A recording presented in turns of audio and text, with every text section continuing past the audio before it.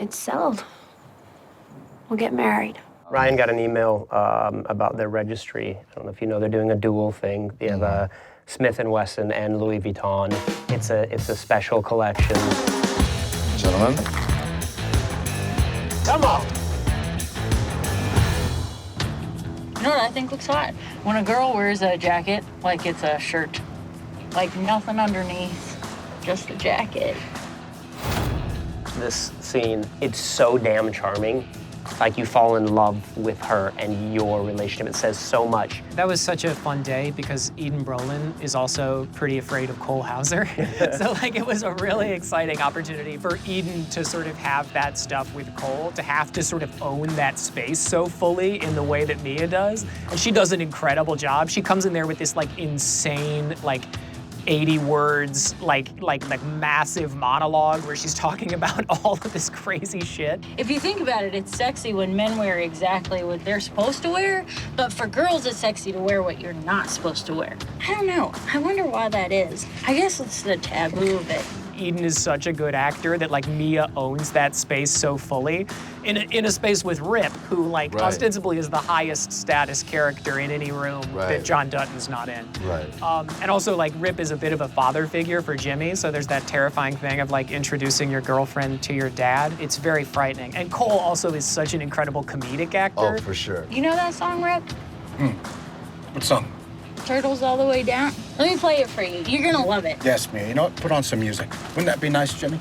Some music would be nice, wouldn't it? Cole so rarely gets to stretch his comedic muscles on the show, so it's so fun to sit there and watch Cole. I swear, you're gonna love it. Right. Because Cole has a better sense of comedic timing and a better sense of like using his ethos as Rip for comedy's sake. Right. Come here. Come here. When we get back to the ranch, I'm gonna kill you with my bare fucking hands, Jimmy. I'm gonna kill you for this. Wow. There's rodeo on the weekend, Jimmy. There's rodeo for a living. And then there's business rodeo. The Steiners are incredible. So the Steiners, 3 generations of cowboys, basically, of bucking horse riders. The kids in that scene, the guys that are in that scene? Yeah. Holy shit. That's Sid Steiner. You ever met a world champion before, Jimmy? Well, now you have. Those are the real dudes? Yeah, Sid Steiner, his son Rocker. Good. Yeah, really incredible. And Rocker rode as part of the action of that scene. You ready? This kid was like literally, I think he's like 16. Those are guys who I think they're so used to operating under high stakes, you know, thousands of people in an arena cheering and screaming, that the cameras didn't fucking bug them at all. They were like incredible natural performers, and I learned so much about acting from watching them and their sort of effortlessness. Well, what do you think? He bucks pretty good, Rip, but he's no rodeo horse. Once you've been kicked off a fucking horse in front of 10,000 people, like the camera doesn't bug you so much. Although Yellowstone obviously has a few more than 10,000 viewers. I think the latest number is 35 billion. That's the latest numbers. Might be a little inflated. There's like a sort of ritualistic nature to, they call it shoot procedure. Forrie calls it shoot procedure, like how you get ready to hop up on the bucking horse. So watching Rocker get ready to go up on the horse was such amazing research, because it's like it's very mathematical and it's very objective, but it's also so, like any sport, it's also so much about the energy you bring into it. So watching Rocker get psyched up to get on that horse was like the most amazing character research I've ever seen. That kid is incredible. That boy's been riding sheep since he was 4, Jimmy. Steers since he was 7. To be there with Eden too, because like Jeff and Eden are both like fascinated with and learning about rodeo culture. To be there with Cole, it was a really, really cool day. And those guys are incredible athletes. Hello, Forrie J. Smith. Since you've been cowboying for so long and you grew up in so many different places, you come up with like a lot of like isms. When a cowboy needs extra money, he wins it. If you could share some insight on where you heard them and how you came up with them would be extremely enlightening. That's all on our cinematic genius friend, Taylor Sheridan. You gotta be kidding me. She's old enough to vote and buy bullets. Don't be blaming me for her bad judgment. That's something I would say.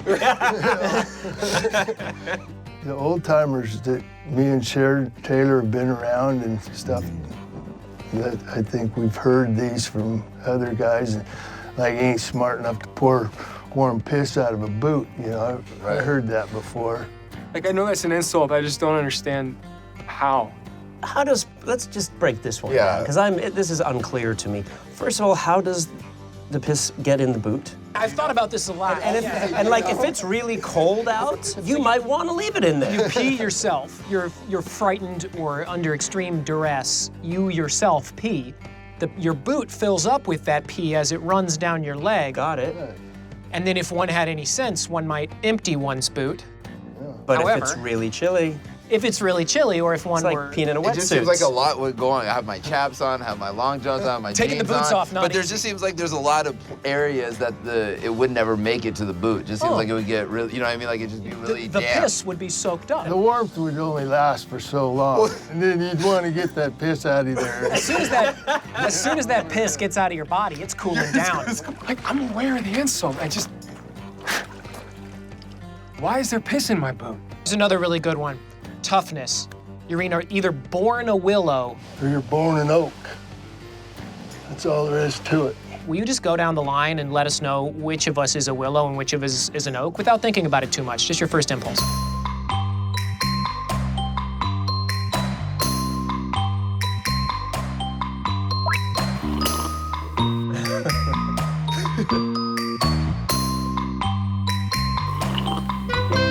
You're not at the Yellowstone if you're a willow. Ah. Wow. Wow, what a way to service all of our... Yeah, that's such a Forrie J. Smith compliment.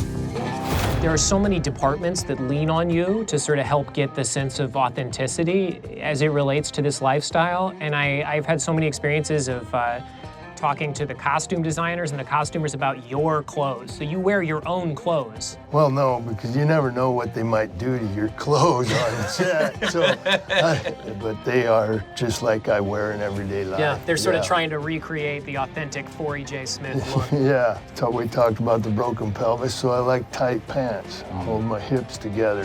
And that's why I don't get on a horse without chaps on, is I put them chaps and I belt them. And then you wear long sleeve shirts because you're always doing things with your forearms and pushing on things, and you grab a bale of hay, where's that? It's right here.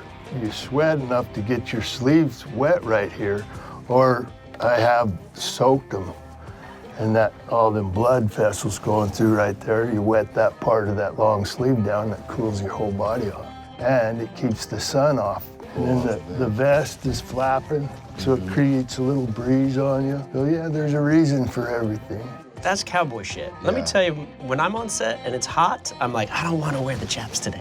Right. I want to roll my sleeves up because I'm sweating my ass off. Right. And I'm The last thing you're thinking about is hay. Yeah, I'm not doing cow. And the last thing I'm thinking about is hay. And I sometimes look over and he'll just be like, cowboys don't roll up their sleeves. I'm like, this one does.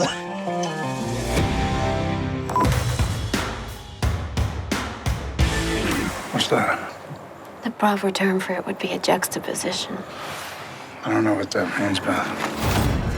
One of the biggest payoffs that we've been working towards for 3 seasons is the true romance of Beth and Rip. People are going to exhale a sigh of thank God we deserve this. You gave it to us. It's ours now, and it's well worth the wait, I think. It means that you have me, that I'm yours. And I think that characterizes this season so much, the highs and lows, like that sort of high point, probably in Rip's whole life. Yeah. That's maybe the best, the safest, the sort of most in love he's ever felt. Maybe the same for Beth, right? Like that's such a high for them.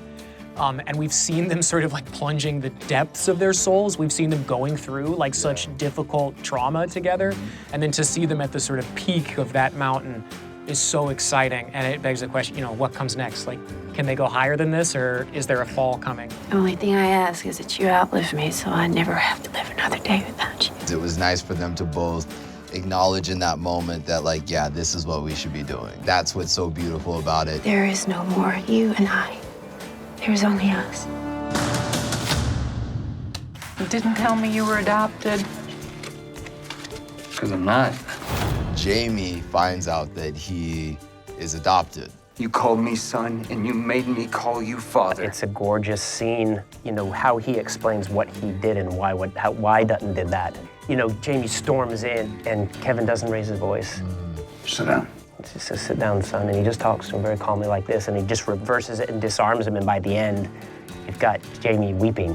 When it asks these questions about loyalty again, because throughout the season, this idea of Tate being the only blood descendant of John Dutton's, and then Jamie not being John Dutton's biological son, JD still feels that profound loyalty to Jamie and asks Jamie to show him the same loyalty. You can call me whatever you want, Jamie, but I will call you son. It's like there's something that's like deeper than blood on some level. Yeah. I think for Jamie, because of the way that he found out about it, he was less receptive to care about the reasoning behind his adoption. Your mother never got a chance to love you. How many times have we sat here in this very living room, but at no point did you ever find that it would be beneficial for me to know that I was adopted? So it was like, because of that, I think that the very foundation of everything that he's been taught and everything that he's heard John Evers tell him is gone. You know the truth and what it means. Oh, I don't know. How am I now to believe that you wanted me to go to law school to protect all of this, and not because you were just like, you're not part of us, I want you to go over there? Yeah, you know? it's also like, talking about highs and lows, this is a season where Jamie got everything he wanted on some level. So he started out in the bunkhouse, and then he was appointed the Attorney General. Everything that he's ever aspired everything he's for. ever wanted.